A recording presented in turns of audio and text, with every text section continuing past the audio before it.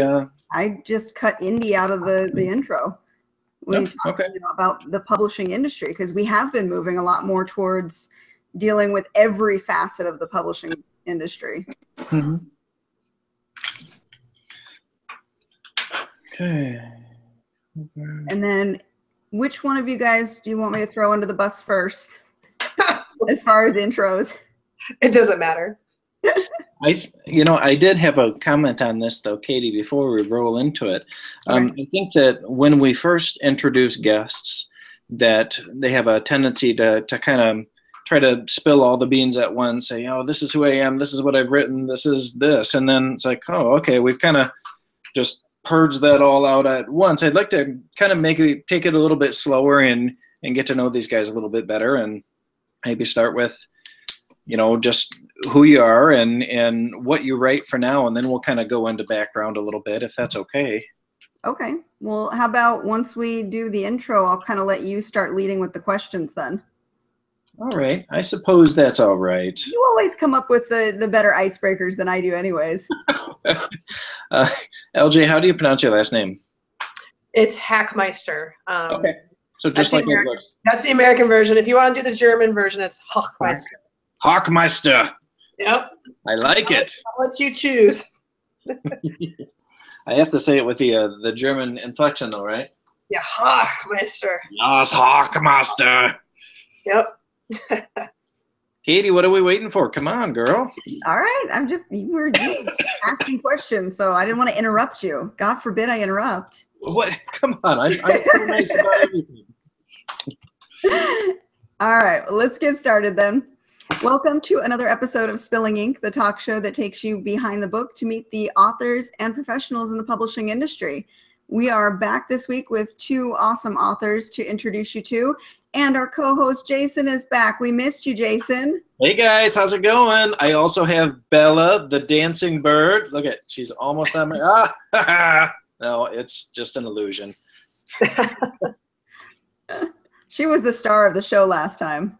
She was. Aww. She was pretty good. and I've got Buddy the puppy this time. We're puppy sitting this week. Oh, hi, Buddy. How are you doing? What a little cutie pie. He is. He is such a sweet boy. Oh. This is his standard red-headed stepchild face. I don't know if you can see it or not. No. He gives you the nobody loves me look, especially when he's getting love. So sad. So sad. Well, with us tonight, we have LJ Hackmeister.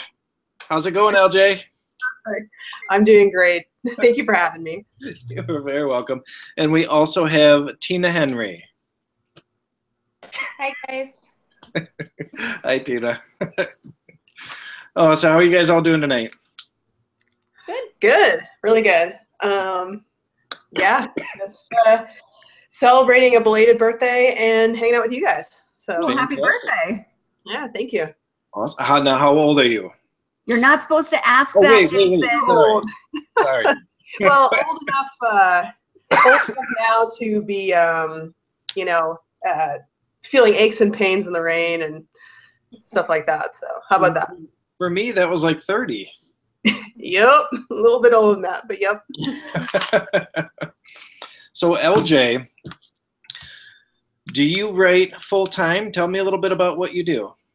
No, I'm a nurse by day, and I write, and I also teach martial arts. So, really? Yeah, I'm not sure where sleep fits in there. It's in there somewhere, I'm sure. But yeah, no, I really like being a nurse. So I don't, I can't conceive of ever giving that up. Even if I achieve some great level of fame, I couldn't give it up. I really love it. Oh, that's fantastic. Now, how long have you been a nurse? 15 years now. So, wow. Yeah, I absolutely love it. I think it keeps me pretty grounded, and certainly makes you appreciate your health on top of everything else. So. Oh, for sure, for sure. When did you start writing? I've been writing ever since I was little. So this is definitely going to date me, but I used to go down to my dad's office and type stories on his typewriter. And whoa. I know. And then I got more serious about it. It was a great outlet, as a healthy outlet for, you know, I really struggled with being gay growing up, so it was a healthy outlet to kind of create alternate worlds and kind of play out what I needed to vent in those stories. And then I got more serious about it when I graduated college. And I wrote my first novel. It's this one right here, Terrarian Awakening. The first version should be burned. I still have it somewhere. But you know, it took, I don't know, I bet Tina can also attest to this, and Katie, that it takes like 10 years before I think you really find your groove as a writer. So now, what do you think of what she just said there, Tina? I mean, how long did it take you to find your groove, so to speak? Well, I mean, I've also been writing since I was really young. It's really the only thing I was ever good at, was like reading books and writing stories. So, like, it never occurred to me that I wouldn't be a writer, because that was the only thing I ever really wanted to do. I have no aptitude for anything else. So, I actually went to, I did my undergraduate degree in English. I did a master's in fiction writing, and then I got an MFA in fiction writing, and then I got an MA in the teaching of writing. And I thought that I would teach until, you know, I got published. And but as I was finishing my second graduate degree, I got pregnant. And so then when my son was born, I stayed home with him for 2 years. And then I was like, wait a second, I'm 34 and I want to be published before I'm 35, which was sort of a goal that I set for myself. So I sat down and I wrote my first book in 6 weeks. And that was the first book. So Holy cow. sorry, Wow. I'm really impressed. I'm sorry. It doesn't usually, I mean, it doesn't usually happen that way. And I always feel like I need to like have a caveat with my story, because the first book you write isn't usually the first one that you publish. But I was really confident in that book. I was strangely confident in that book, actually. My husband always says, he was like, you were so sure that that book was going to be published. I was like, I don't know. I just thought it was publishable. Well, what was your first one? Black Wings. Wait, I have it here. So this is cool. an urban fantasy series that I wrote. This was a 7-book series that I wrote for Ace. And the first one actually came out 7 years ago next month. Yeah. So Congratulations. yeah. It doesn't usually happen that way. So I always feel like I should tell people, like, I had an unusual situation. Like, I got lucky. The right person saw my book at the right time. Because that's 90% of traditional publishing, is like the right person who's going to be enthusiastic about your work seeing it at the right time. Well, now that you've talked about that, and a lot of people kind of hedge around that question, but how did it happen that you met the right person at the right time? How did it come up? Was it pure chance, or were you querying like crazy, or how did it happen? So I started off querying agents because I wanted an agent, because you'd always get a better deal with an agent. They know better how to protect your rights, like especially as a first timer. But I had queried agents for about 8 months, and I had a couple of, we're interested, but nothing ever came of it. And there's a lot of agencies. I just didn't, again, like find the right agencies. So after about 8 months, at the time, Ace Rock, which is an imprint of Penguin, took direct submissions. They don't do that anymore, I don't think. But at the time, they did. So I was like, I'll submit to the slush pile, like, see what happens. So for the slush pile, they only took an inquiry, the cover letter and 10 pages. That was it. So I submitted the cover letter and the 10 pages, and a week later, I got a phone call from an editor saying, can you send the full manuscript? And Wow.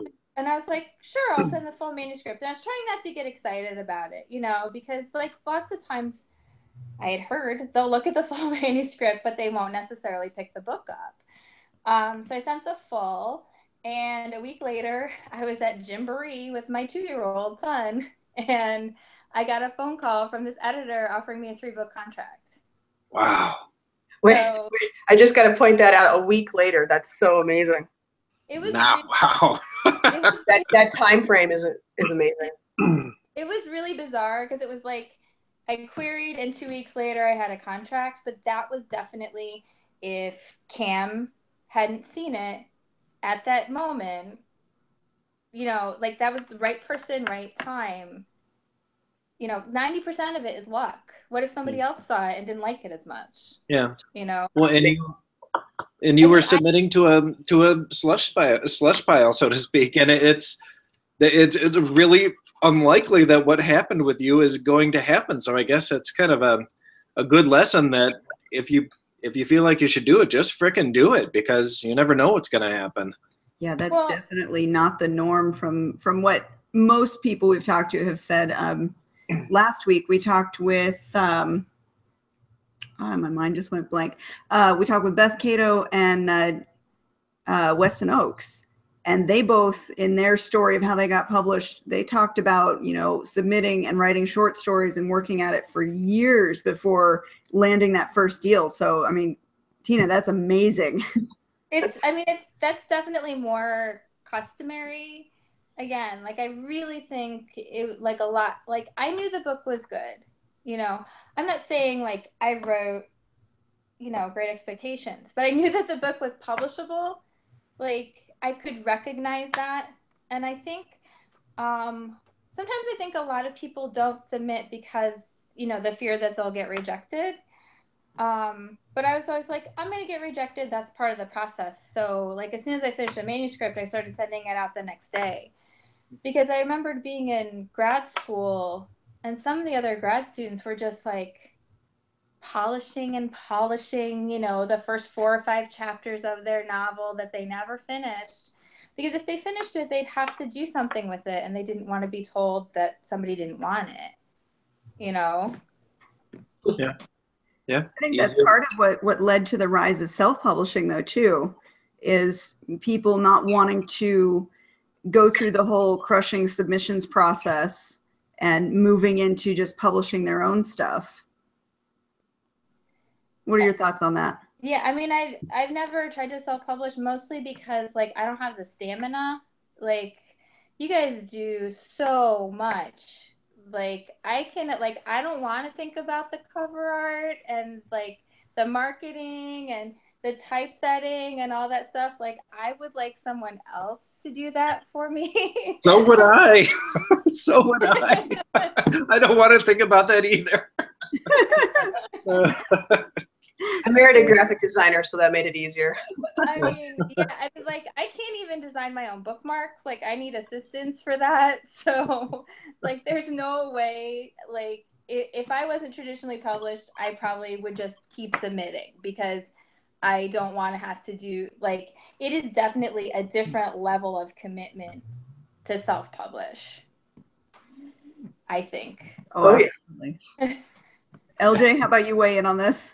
Oh God, yeah, no, I did things incorrectly in the beginning of my, I'm going to be generous and say my career, just because I got impatient. I didn't know how long the process would take for submitting and hearing back. And my first agent, it just didn't work out. And I just got this false sense that if it didn't work out with her, it wasn't going to work out. So then I ended up self-publishing my first series. So it's this series that I held up. There's 4 books out right now. And it's done really well for indie, but once you publish it, it's very rare that a traditional publisher is going to be interested, even if you do well. You have to be like, wool levels of sales, like millions of sales for people to be interested. And by that point, it doesn't matter. So, yeah, it's really hard though. So for this series, I've been lucky because it has done well. And so I've been able to sell with Bard's Tower, which is a celebrity bookstore that goes around to cons, and I can sell my books there, and I can be on panels. That's how I met you guys. was because I was with Bard's Tower at Phoenix. So that's been really nice, but it's really challenging to work a full-time job plus try to market myself and do all this work with self-publishing. So I am working on becoming hybrid right now. I'm actually in a very unusual point. So I'm really scared to talk about it because it's really positive, but I'm scared that, like, because of the amount of rejection that happens in the world, that if I talk about it, something bad will happen. It's really silly, but so, you know, because you guys know like that you can come so close, and it's just really tough in this world. But anyways, what Tina was saying is it is really tough. I'm married to a graphic designer. It just worked out that way. So I'm really lucky that she can do a lot of my design, and I don't have to worry about a lot of the things that other people do. And the marketing I'm still evolving with that. But I've had a lot of friends help me with, you know, what to do. I've just changed my Amazon ranking by changing a couple keywords and stuff. But it's so time consuming. I don't want to do that anymore. I'm ready for the next level, I think. So I have 2 books. This is my YA novel that one big publisher has and is looking at right now, and the other one I don't have a physical printout of, but I swore that I would never ever write a romance novel. I just was terrified of that, and I swore I would never write anything that bordered on erotica. And something just I was embarrassed, I think. I think I just was like, I can't do that. Like, what would my mother think? And then I realized, like, as a 30-something-year-old, that all I want to do at the end of the day is, like, be in bed by 9 o'clock and have a good dirty book. So I was like, well, you know, I'm going to write that book. And I think that, you know, especially science fiction fantasy has been really tough. I don't know what your experience is with, you guys, what your experience was with science fiction fantasy, if you've written that and had a positive experience. But if you write like something like along the lines of 50 Shades of Grey, something really spicy, people just get really excited. So I had, and I'm sorry, I'll wrap this up real quick, but this is just such a great story because it shows the difference between. You don't have to hurry at all. Okay, well, so when I asked for beta readers to read my first science fiction fantasy series, Triarian, I had a handful of people, and they loved it. It was great. When I asked for volunteers to read Shadowless, my YA novel that I'm trying to get traditionally published, I had 15 people like really excited about reading that, and they read it. It was good. When I posted that I had a science fiction fantasy erotica that was very spicy, and I posted, it was on Facebook for like an hour, and I had 50 people contact me about that. 50. And I had to cut it off because I was like, all right, guys, that's enough. I had people secretly, it was all guys that were like secretly PMing me because they didn't want everybody else to know they wanted to read a romance novel. So I was like, why didn't I do this earlier? You know?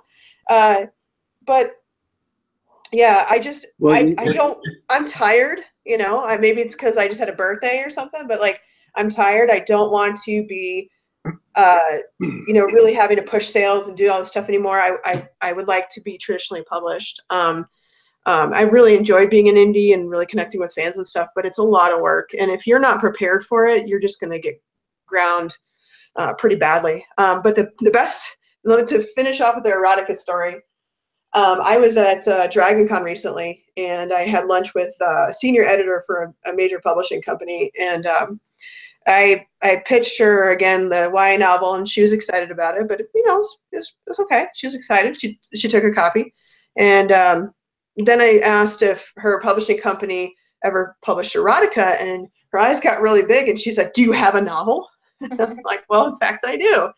And she's like, "I want it right now." And I'm like, "Well, you know, I haven't. The only person that's read this besides me is my wife. I usually like to have my beta readers look at it. Then I'll send it to my agent. Then we'll, you know, discuss revisions. Then we might give it to, you know, an editor before I even consider that." And she's like, "No, I want it right now." So I had to get out my phone and forward her the email that I sent my beta readers for it. And it was just, so the difference between some of the other work, even though I feel very confident that, you know, it's quality work versus my now erotica, I can't believe I wrote that novel. It's interesting, the reception.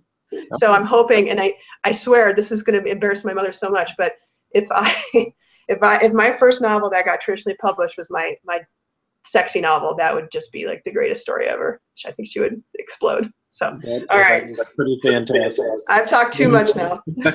No, not at all. But you know, Jason, let me pause you for 1 second because I'm hearing an echo on your end. Okay, can you hear me still? I can hear you. I'll plug the mic back in. I was hearing an echo as well. Can you still hear the echo? You sound perfect now. Okay, good deal. Okay, back to what you were saying. Yes. I'm going to say it really illustrates the importance of if you pitch something at a convention or something like that to an editor or to an agent, like don't just come with an idea. You have to have your manuscript ready because like that could be your shot. And I know that a lot of writers will be like, well, I have this great idea and I have like the first 3 chapters and I want to get a contract, so I'll pitch. But if you don't have that manuscript ready, they don't want to talk to you. They want to know that you can finish the work. Yep, that's huge. Yeah. That's kind of where I'm at right now. I'm most of my work is indie published right now, but I've got a novel that I've been working at for the last few months, getting it ready for the submissions process and pitching and trying to get it ready to hopefully, you know, find an agent, find a publishing deal with it. And it's nerve-wracking trying to make sure it's perfect, trying to make sure that I, you know, I've dotted all my I's, crossed all my T's, everything is where it should be, because I want to be ready if I, you know, happen to go to a convention or something and say, hey, I've got this great idea, and they say, I want to see it, bam, there it is. Right. Yeah. Well, what Tina said, I actually had physical copies that I was able to give to people. So that was, it's really huge to come prepared like that. So. Well, and LJ, I totally hear what you're saying about being an indie. I think that self-publishing has really opened up a great new world to a lot of people who may never have even attempted to be authors in the past, because, you know, they're very fearful of the rejection process and everything else we just talked about. But it is an incredible amount of work, and I think I'm in year 6 or 7 of self-publishing, and I'm exhausted. You know, I work a full-time job as well, and I really enjoy writing, but I think that everything else that came along with it really started to drag me down. And I didn't mind the cover art. I thought that was fun. I didn't mind, you know, going through and editing the manuscript so much, or getting it sent off to people. That wasn't the bad part. It's the constant trying to get that novel in front of someone who's actually going to pick it up and read it. And that's a challenge. It seems like, especially now with millions of self-published books out there, that it's really difficult to get someone to even take a chance, even if you're giving them a book for $1, you know, something ridiculously cheap, or $3. Just to get them to give it a chance and say, hey, you know, I hated this book, or you know what, I really like this book, I'd like to read another one. Either way, I'd be happy with either, but you know, it's tough. And so I feel like I'm in that same boat as you, LJ. I'm ready to do something a little bit different. You know, I'm submitting to a couple small presses right now, and hopefully that'll go well for me. And I know that the burden won't be completely off my back, but it'll be nice to have somebody else at bat for you as well. So I can totally hear that. And I think that those of us who have been doing it for a little while probably feel that same way. You know, there are certain, you know, famous indie authors that we all know of now, like Hugh Howey, who was remarkably successful and is now traditionally published as well. But his fame came to him after a lot of hard work, and now he's able to kind of live a good life and write the books that he wants, and not have to worry so much about that day-to-day minutia that a lot of indie authors have to struggle through. And I think that's what we'd all love to experience, that. Yeah. But now that we've talked about indie a whole lot. Wait, can we pause for 1 second, just to as a contrast here, because we've got. No, Katie, we're not pausing. No. Yes. We're no. pausing. Pause. All right, fine. Okay, so we've got Tina here, and she's got we were talking about before we even went on air how her publisher in the UK versus in the US had different ideas on how to manage the book, specifically on the covers. And that's something that as an indie, we don't even think of half the time, that the different markets, you know, they might appreciate different cover styles, different pitches. And I want to kind of highlight that for a second, that's one of the benefits of having a publisher to handle these things. They know better than we do. And Tina, if you'd love to show off your book covers, I'd love to show our audience the contrast between them. Yeah, so my last three books, Alice, Red Queen, and Lost Boy, were all picked up by the UK publisher Titan, in addition to my American publisher. And so I'm just going to show, so this is Alice. That's cool. Who is your American publisher, Christina? I've been under various imprints for Penguin Random House. So like I started off at Ace. Now it appears I'm on Berkeley. But it's all under the Penguin Random House umbrella. Like they move you around on imprints for like some internal reason of their own. So this is Alice. So this is the Penguin, basically the Penguin edition of Alice. And when the UK publisher picked up the book, they said, we love the book, but the cover is too American, which I thought was really an interesting bit of feedback. I was like, okay, the cover is too American. I don't really see like what makes it American, but they did. And they know their audience better than I do. So this is the UK edition of Alice, which is like a lot different than the American version. It's a lot more subtle. There's no blood. And just the contrast between the way that they sold the book. They used the same back cover copy, from the American edition. It was literally just the cover art that was different. And for the American edition, the marketing department was really, really concerned that because it was loosely, and I want to emphasize very loosely, based on Alice in Wonderland, that people might think it was a YA novel or that it was a children's book, and that even though it says dark fantasy on it, that people would pick it up and be upset because it has a lot of violence in it. And so from the perspective of the US publisher, it was really about managing reader expectations. And they were definitely much less concerned about that in the UK. This again happened with my most recent book, Lost Boy. Like this is the American version. And in fact, my editor described this book as Lord of the Flies meets Peter Pan. So I love it. It's extremely, extremely dark. And so the marketing department, this cover went through more iterations than any other cover that I've had. The marketing department kept going back and saying, like, we really need to emphasize that it's violent. Like, they just kept adding more blood to the cover. It must be really violent. Kind of want to read it now. I do want to read it. I mean, it's violent. I don't think it's that violent. But again, like, it was really like, we want to manage expectations. They were worried about what people would think. And so they just kept, like, adding blood to the cover. And then the UK version is this, which is, like, beautiful and subtle. There's no indication whatsoever that it's violent.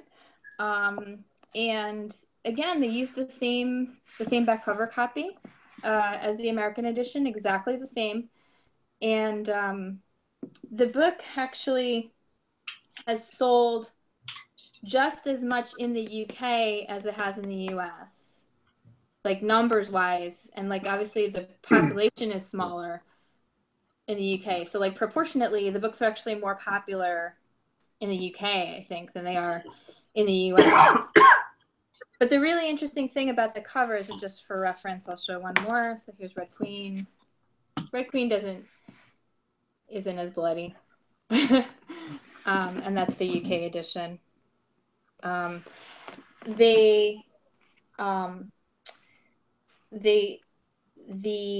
forgot what I was saying. Something about the reading population. They're just you were telling us a story off air before we started about how you're preparing to go on a book tour in the UK, and there's some differences. Yeah, I mean, the books are just a lot more popular there, and they don't seem to be as concerned marketing wise about like what readers might think of the book based on the cover art. I think that's what's really interesting. They just sort of come up with what they think that the best cover art is, whereas the marketing in the US seems to be geared more towards like a certain impression or like managing reader expectations. But the covers, the UK covers, look to me, at least, I don't want to say it because it might come out wrong. They seem more adult to me. They're more appealing. I really like the way the UK covers look, but they feel more adult to me, like something I would want to have on my shelf because it's beautiful. It's not just, telling a story. It's a beautiful piece of artwork they've created with the layers. Well, you see, and I feel exactly the opposite. I feel like I like the UK covers a little bit better because I think they are beautiful, and I think that's the point that we keep hitting on them is they're gorgeous. Right. But I feel like the UK covers seem a little bit more poppy, or when I think of popular fiction now, I'm thinking of more YA because it seems extremely popular at the moment. So I'm thinking they look almost more YA to me, whereas the American ones, I'm thinking, oh, cool, this is going to be a bloody story about Captain Hook. So I don't know. While I like the UK ones better, I can kind of see where that's coming from. But maybe that's because I'm a middle-aged American man, and that's probably right. They're too American apparently. Exactly. So we're the demographic. Although I have had a lot of readers buy both covers, which is really interesting to me. I've had, because you can usually get the UK covers on the book depository. And so I've had a lot of American readers who are like, I love both covers, and they'll buy both. So yeah, and that's another thing we were talking about off air is how gorgeous some of these foreign covers can be. And I'm trying to track down covers from another of my favorite authors, Victoria Schwab, right now, because her foreign editions are spectacular, and so are the American. But yeah, so it's really cool to see the way the marketing departments in a big publishing house work, and how in tune to the, as you said, demographics they really are, because you said that the books do really well in America, correct? Yeah, they do. Yeah, they do well in America, but then overseas they're crazy good. Like nothing on the level of like what they've done in the UK. I mean, they do well enough in America. Like I just got another contract for 2 more books, so obviously they're happy with my sales, but like there's nothing on the level of like what they're doing overseas. They're definitely much more successful overseas.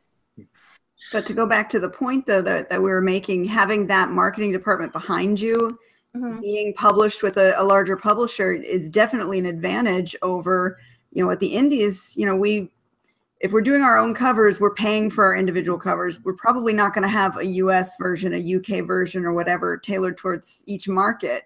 So it's kind of a disadvantage for us, more of the struggles of being an indie versus having that power behind you to help push your books. Now, I'm gonna pause for just a second here. When we were talking about how you got your first book deal, Tina, were we talking about that while we were recording, or was that before we started our show? I think we were recording. We were recording. Okay, yeah. Good deal. I want to make sure that we share that with people. It's such a cool story. So, and talking about book covers, Katie, say something so you pop up on the screen a minute. Why? What's going on? Have I gone black? No. I just wanted to get you to pop up there so I could see the covers behind you. Katie just redid the covers on her Chronicles of the Uprising series, and the new covers are gorgeous. At the same time, you invested a small fortune in doing that, didn't you? And nice to end because there's 6 books in that series and only 3 are done. Yeah. Could you grab Dissension from behind you real quick? Yeah. You want the old cover as well? Yeah. I still have it. I'm getting it. I'm getting it from you. Oh, I'm getting it from you. Echo? Mm-hmm. Yeah, I also hear Not from you, Disney. I say I'm not hearing anything on my end just yet. Katie, what's taking so long? We need instant gratification. We're Americans. But its book covers are extremely expensive. I have my wife is a photographer. I do some photography as well, mostly for fun.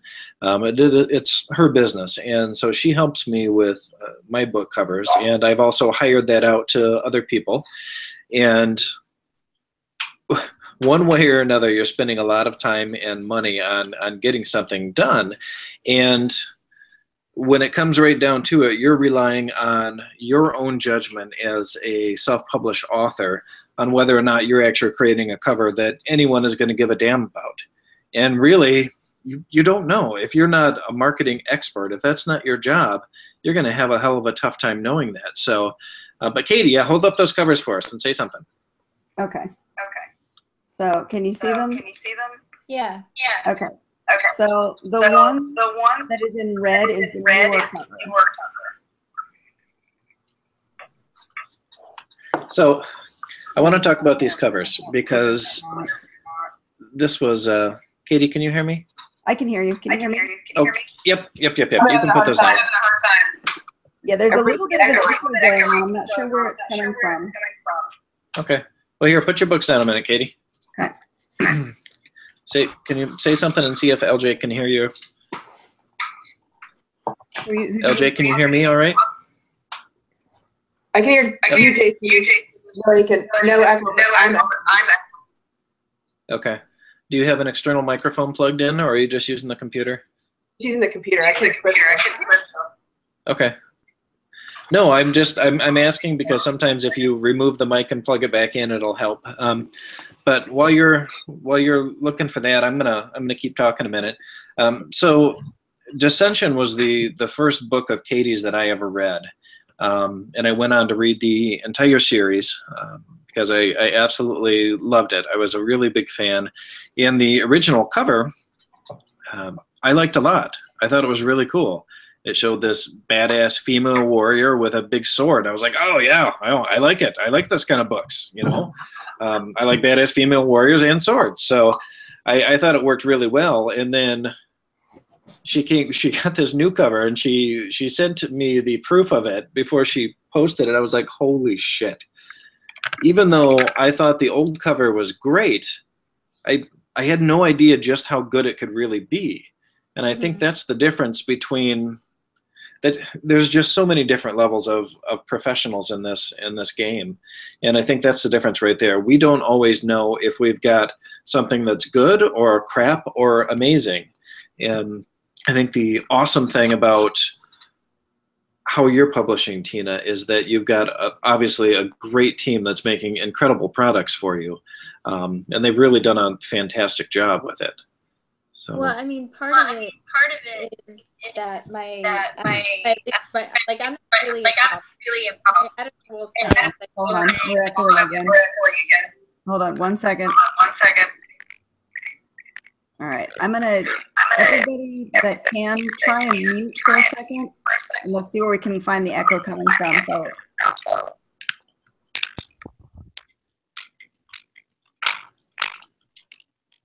I can't hear you, Katie. Okay, LJ, can you mute yourself for a second and try and talk, and let's see if the echo's coming there. Okay. Okay. How about Jason? Can you talk for a second and then mute yourself? Let's see if there's an echo difference. Hello. This is Jason Lavelle, trying to figure out where the mute button. Okay, he's muted. I don't hear an echo. Okay. All right. Maybe we've cleared it. Sometimes it just has to do with the buffering. I can hear you now. Tina, can you talk for a second? Yeah. Okay. I can hear you guys now. Okay. Sorry to interrupt you, Tina. Go ahead and start over. Wait, Tina, I'm going to interrupt you again. Before you start over, could you please angle your computer screen up just a hair so we can see you? Well, I was going forward because I thought you guys wanted me to press the mute button, but no. Oh no. See, you're good now. Sorry, I'm not trying to nitpick you. I was just like half of your head disappeared.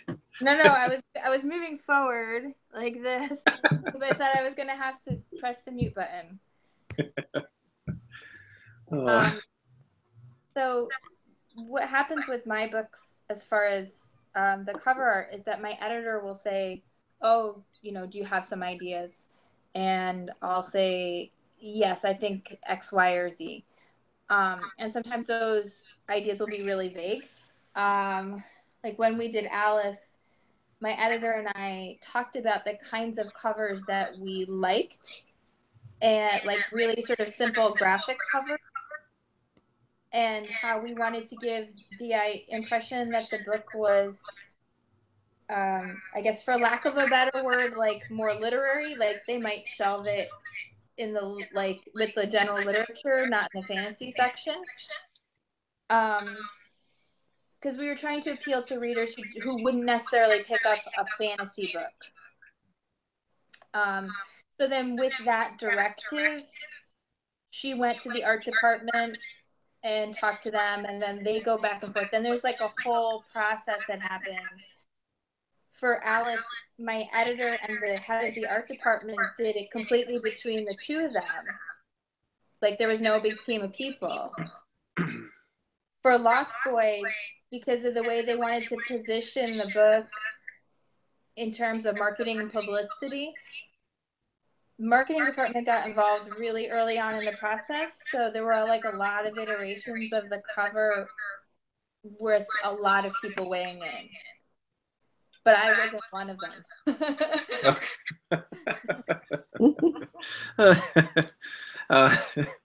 Well, now we've talked a little bit about the publishing process, and I realize we haven't talked a whole lot about the books themselves. So can you tell me, since I know you have a lot of books, so I don't want to get into all of them because it'd be a little overwhelming, but Tina, can you tell us about your newest book and what it is and why we should be reading it? Yeah, so my most recent book is Lost Boy. So again, I'll take out the visual aid. Lost Boy. It's a true story of and this book is an origin story of captivity.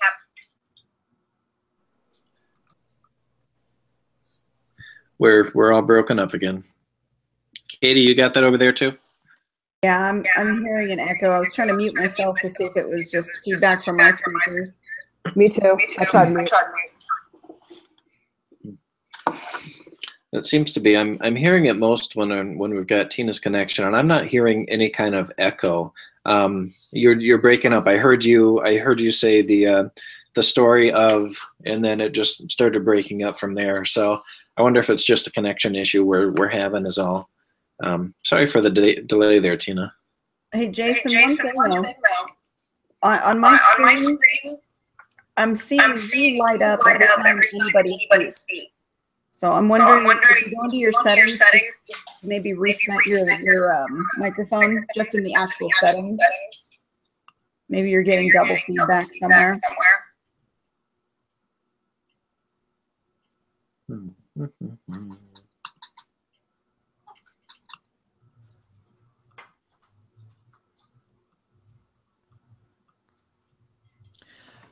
Yeah, what must have been happening is the software is actually picking up them coming through my computers into my speaker. So hopefully this will be a little bit better. Can one of you say something and see if it happens again? Something. Anything? Oh, I'm good. I can't hear echoes now. No echo for me either. Okay. I'm muted for a while. Can you guys hear me now? Yeah. Is it changing screens like it should be, Katie? Yep, we're good. Okay. Fantastic. So, Tina, I'm so sorry that we had to restart you so many times, but tell us a little bit about the Lost Boy. Okay. I put it up again. I put the other one up too. It's the UK edition. It's the true story of Captain Hook. It's a Captain Hook origin story, and I wrote it because like about 6 years ago, my kid was like really Peter Pan obsessed, and there was a lot of Peter Pan in my life for a while there, and all the times I was reading Peter Pan with him and watching various film versions of Peter Pan, I just kept thinking, why does Captain Hook hate this kid so much? Why does this pirate, this adult, want to kill this kid? And I just kept thinking about that question, and I decided to write it to answer that question for myself. It's an excellent premise. Yeah, I love it. I love it, and it's such a fascinating story to begin with to be able to delve into. But it is not a kid's book. You were very clear about that, right? No, it is not. Like at best, older teen, but I don't write books for young adults. I write books for adults. Okay, awesome. So it'll kind of indulge the fantasy that we want, but still have the adult content that we want as well. I mean, it has like a young protagonist, I guess, in the sense that he looks young, but okay. He's not. He's an immortal child. Well, Peter Pan's not the hero of this story. But Captain Hook, or before he was Captain Hook, he was just Jamie, and he was one of Peter's lost boys. But he's been on the island for a long time. Oh, fantastic. That's cool. I like it. I like it. Definitely adding that one to the to be read list. Let's turn it over to LJ too and find out about her latest release and what's how you did the covers. You said your wife was your graphic artist, right? Yeah. So she actually, both of us have science background. So I have a BSN and she's got a science background, bachelor's in science, and so she actually got her graphic design degree, I think it was like 2009. And so she started playing around with doing covers for me. And she has evolved a lot. And we formed a company actually together. So we have a graphic design company, but it's really nice having a graphic designer as a wife. Can you hold up that your most recent book cover again for us? Actually, I'll show you the two versions, her original and how much she's evolved too. Hold on. We're just making everybody go get everything tonight. It's all your fault, Jason. I know, I'm demanding.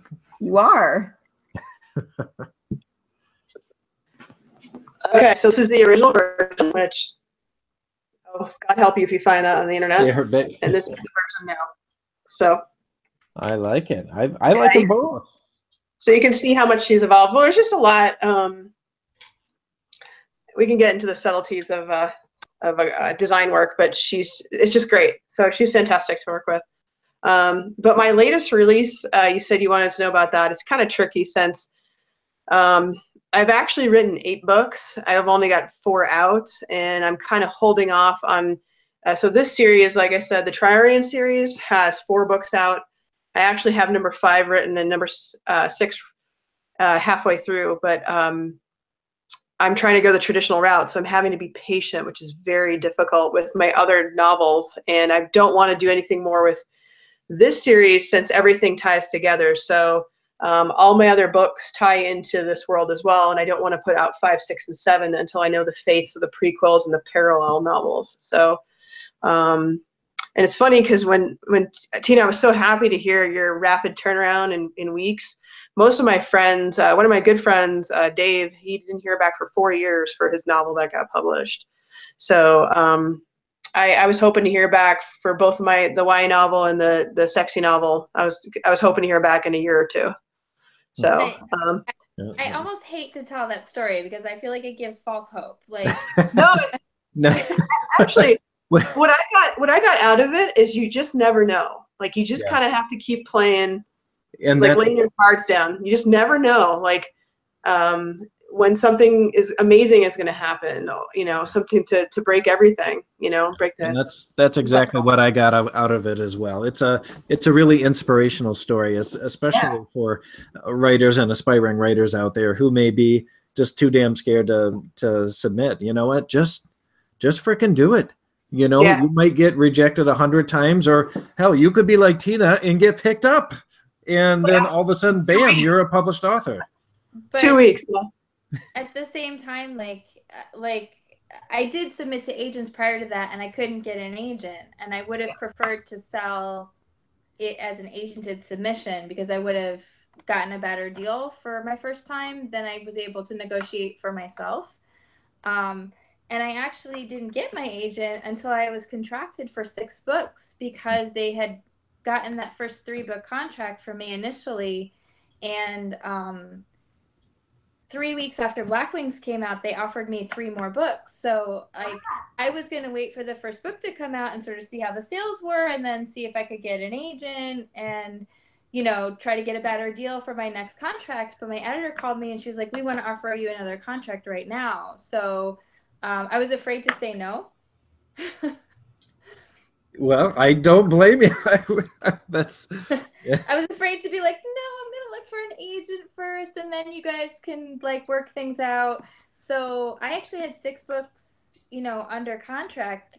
I had my first book come out and like 3 weeks later I had, you know, 5 more books under contract. And then I did a book signing with Chloe Neal because we were on the same publisher and I only had 1 book out at the time. And we were talking and I mentioned I didn't have an agent. She goes, oh, I'll put you in touch with my agent. And that was how I got my agent. You That's have awesome. had a charmed publishing career. It is Yeah. so awesome. That is so cool to see. But Yeah. Oh my gosh. that's what I'm saying when I say like right person, right time. Yeah. Yeah. And so right person, right time could be 2 weeks after you submit, or it could be 2 years. It could be 5 years. It could be whatever. And I promise you, though, that it is not a magic bullet once you're published, because there's a lot that happens. There's a reason why I have a 7-book urban fantasy series, and then I've written these last 3 books, which are very, very different from what I wrote before. And that was because they contracted for 9 books, and then they're like, the urban fantasy market really isn't what it used to be, so we don't want the last 2 books of the series. Wow. So, and that's, well, you have a series that's selling well, you have to, like, publishers' standards for what sells well are not necessarily your standards for what sells well. So you could have a series that's selling pretty well, but they're looking at the whole market and saying, we just don't see the demand that we used to see. So I had to hurry and wrap up the series in 1 book. And then I was, you know, mordantly depressed because I was like, oh my God, like my career is over. What am I going to do? And I cried for 2 weeks. And then I said, okay, you know, I still have 2 books under contract with them, because I was contracted for 9 books. And so they said, just pitch us something. So I pitched my editor this wacky, completely different thing, which was Alice. And they're like, sure. So I had a chance to restart. And it took you 2 weeks to write the book, right? Yeah. Everything happens in 2 weeks for you. Not Alice. Alice was so, Alice is a super dark book, like really super dark. And Yes. so You are going to be one of my new favorites, I think. I couldn't actually stay in that mental space long enough to write it in like a bingey way. It was too like... Oh, I understand. Yeah. Yeah. So like that was a book that I actually paced myself on. I think it took like 5 months to write. So Okay. Can we talk about that for a second? Because that was one of the topics I wanted to bring up, is the time to write a novel and finding that time for those of us who, you know, might have jobs or families or obligations that pull us in different directions. How long does an average novel take you to write? And when do you find that writing time? LJ, how long does it take you to write? So with a full-time job, I can usually manage between 13 and 15,000 words a month. So it just depends on. That's a lot. Yeah, but so I wrote down everything I did in the last 3 years as like, I'm not even joking. I have it posted here because I sacrificed sanity right here. So I never forget, like, just, I mean, I know you guys can probably attest to this too, that have other jobs. Like, you have to sacrifice something. So I just, I mean, I've written 2 new novels, revised 4, gotten short stories published. What else did I do? 5 short stories. I don't know. I've done a ton. This is the last 3 years. So I would say for me, I can write 2 novels a year, I think, at this point.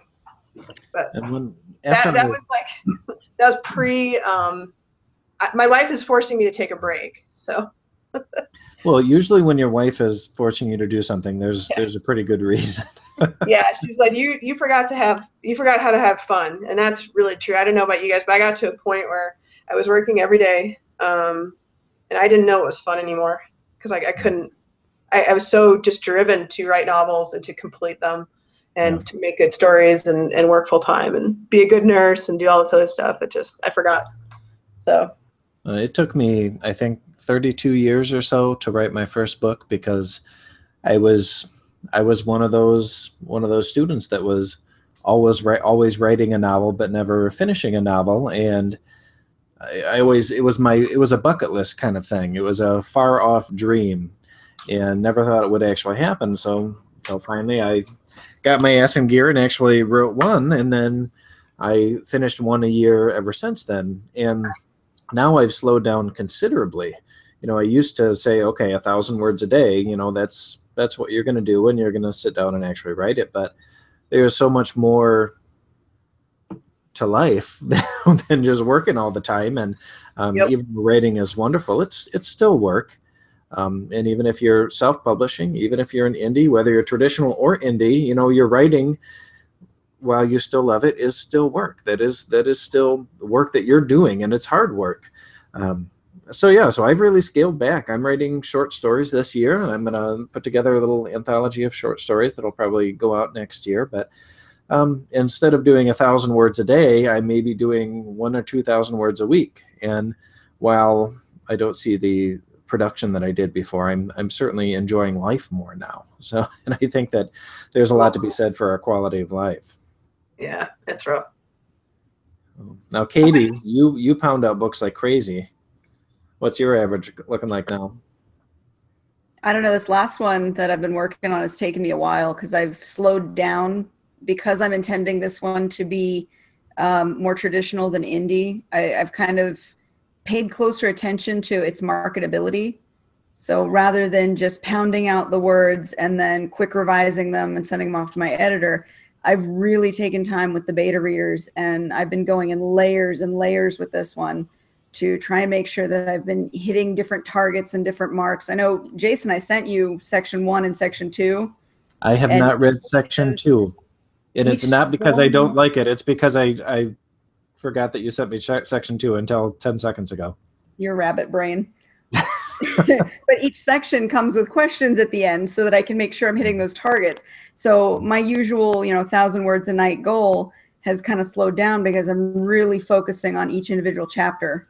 But normally I do aim for about 3 to 4 books a year. Wow, that's impressive. How long are your books? It depends. The Chronicle series are all shorter. They're about 50,000 words each. The Immortalis series was between 60 and 80,000 words each. And the Little Werewolf series fluctuated wildly. The last one was 80,000 words, and the first one was 50,000 words. And I think the second one was closer to 60,000. Stop it. Sorry, Katie. She's trying to make out with me. She's the star of the show, I told you.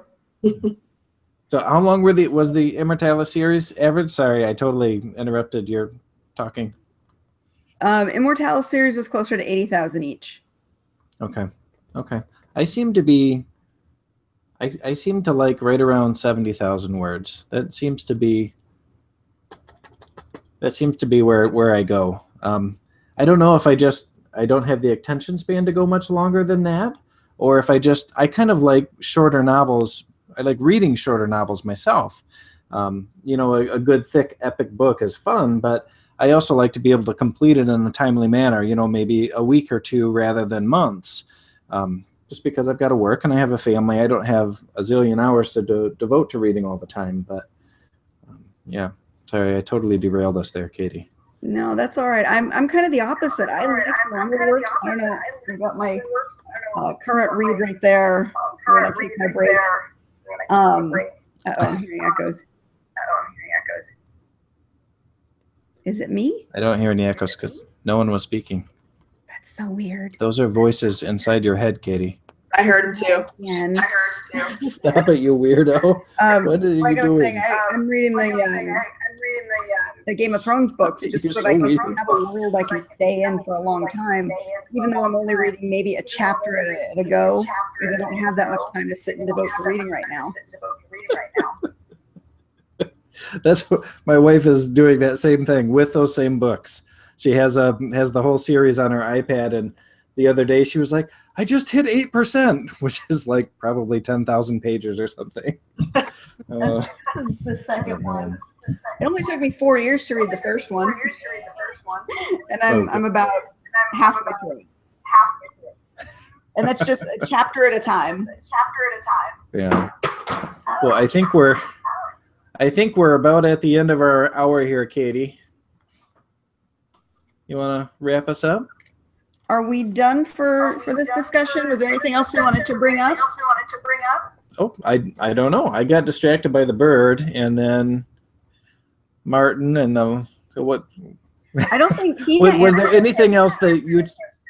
What's that? Tina hasn't answered our question yet about how long it takes her to write her books. Oh yeah, we got to put her back on the spotlight. I think it depends on the book. A huge part of the process is not writing. It's sort of wandering around thinking about the book. Because I write chronologically and I write by hand. Okay. So, when I sit down to write, I'm not trying to get out as much as I can as quickly as I can. I try not to put myself on a schedule per se and say, oh, I have to write this many pages a day or whatever. I know that when I write by hand, in the size notebook that I use, I have about 250 words a page with my handwriting. So I can get a rough idea of how many words I have without actually typing it out. It really depends on the book. I find that I like my contracts to have at least 8 months between them. I had for a while contracts that were 6 months apart, and I was really crazed. I didn't enjoy that process because I didn't feel like I had enough thinking time between the books. Just a huge part of the way that I write is letting my brain do the churning in the background. So I don't outline. I like the process of discovery that you get when you write. So I always say that if you read my books and you were surprised by something, I was probably surprised by it too, because I didn't know it was going to happen until I wrote it down. So I like to have 8 months, but that doesn't mean I'm writing for 8 months. It doesn't even mean I'm writing and revising for 8 months. It just means that I need that 8 months to think about stuff and then write it down. No, that makes sense. I used to work pest control for a couple years, and I had just a yellow legal pad that I would bring with me in the truck. And every morning before I started working, I'd go to this particular restaurant and I'd have some eggs, which I found out I'm allergic to, which kind of ruined my entire life there. But anyhow, I'd have eggs and coffee, and I'd just sit there and kind of zone out for a half an hour or so before work. And sometimes I'd end up with a couple pages written. Other times it'd just be a little bit of dialogue here and there. And just because I'd have to completely zone out and be lost in this world in order for the ideas to even come to me. So yeah, I like that idea of giving your brain a certain amount of time just to play around with what it's trying to create before you actually try to do the writing. Why are you doing that? I think that a lot of writers get really caught up in the idea like they have to like that they're not writing, they're actually putting words down. But I do think that part of writing is giving yourself a meditative space. So I just think that you need the time and also it's like when I actually do the writing, it makes it easier because I've done some thinking about the book, and because I don't like to outline every single plot point. It just means like, okay, I know roughly what's going to happen next. I don't ever like have writer's block. I get that. It's like the best ideas always come to you in the shower. When you're not actively sitting at the desk writing, and you can just let your brain kind of figure it out on its own. And then by the time you're ready to sit down and actually do the writing, you've got that scene already in mind and you can just bang it out quickly. Right. And like I run long distances. I've run 4 marathons, and I've run a bunch of half marathons. So like I like to just go out and sort of run, and then like it's just like meditation basically. I don't like think actively like, oh, I want X, Y, Z to happen. I just sort of let my brain do its thing. I totally get that. But I'm also a pantser too, so that's kind of the process. I don't understand the people who can do those massive outlines. I admire them, but I just can't understand how they can do them and then hold to them, because anytime I ever plan for something to happen in my book, it always changes. And I was actually talking to Victoria Schwab this year, and she's like a total outliner. And we've written about the same number of books, and she's like, you are crazy. How do you even do that? And I'm like, you are crazy. How do you even do that? Like, we really don't understand. But I think it's such a demonstration of how the process is so personal for everybody. Like, whenever people say like, oh, do you have advice for new writers? I'm always kind of like, figure it out. Because that's really what it is. You have to figure out what works for you. Oh, absolutely. And that whole plotter versus pantser thing, there's like 100 shades of gray in between there. You don't have to identify as one or the other. You just figure out, like you said, what works for you. Yeah. I just realized I had myself on mute for a while there, so sorry if I wasn't chiming in with anyone. we know you're Oh, yes, she wants affection now. Do you want to say hi? Say hi. Say whoop-de-doo, whoop-de-doo. No? We're scared. We're scared of the microphone. I see. All right. Well, things are winding down here for me, Katie. I've got to get kids tucked into bed, so I'm going to have to say goodnight. All right. Actually, I seem to hear the echo on me, so how about you do the closeout on this one? Okay. Well, thank you guys for joining us for another episode of Spilling Ink, the talk show that takes you behind the scenes in the writing and publishing world. This has been Jason Lavelle with my lovely assistant, Bella the dancing bird, who loves attention, and Katie Salitis. We can't see you if you don't talk, Katie. I keep hearing the echo on me. And we want to thank both of you, Tina and LJ, for hanging with us and telling us about your experiences. Thank you, guys. It was awesome. Yeah, thank you so much for having me. Yeah, we'll do it again sometimes. We'll see you guys next week. Thank you so much. Good night. All right, I'm shutting down the recording. It'll take 1 second.